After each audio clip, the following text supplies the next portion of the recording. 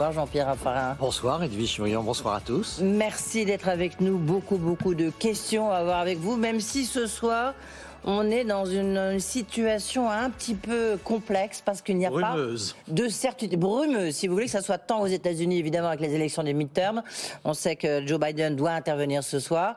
Et puis, il y a de la dernière information de ce soir, ce qui se passe en Russie, ou du moins ce qui se passe à la frontière, évidemment, avec l'Ukraine, avec le retrait des forces russes annoncé par le ministre de la Défense de Kherson et de sa région, mais du côté de la présidence ukrainienne, aucune confirmation. Ils disent on ne voit aucun mouvement.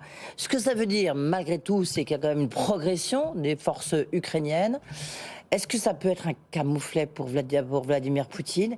Surtout, ce qui est impressionnant, c'est qu'on a l'impression qu'il n'y a aucune issue à ce conflit. Oui, c'est en effet, moi, ce qui me frappe le plus et ce qui m'inquiète, y compris dans l'information de ce soir, parce que j'entends aucune puissance occidentale, personne ne parlait de cette situation. Est-ce que c'est le début d'un retrait progressif, d'un changement de cap de la Russie, le début d'une possibilité d'envisager des négociations? Au fond, ce qui compte aujourd'hui, c'est le cessez-le-feu. Et on a l'air de penser que finalement, cette guerre doit se dérouler jusqu'au bout. Mais c'est quand le bout?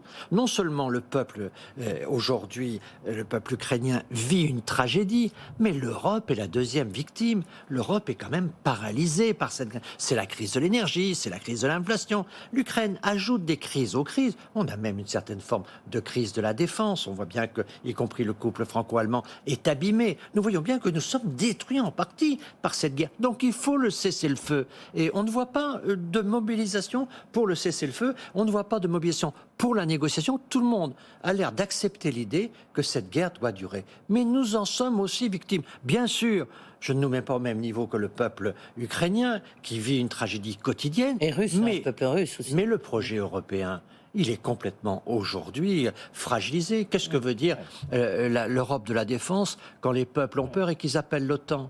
Il y a 2 ans, le président de la République disait l'OTAN est en mort cérébrale et aujourd'hui, tout le monde veut être dans l'OTAN.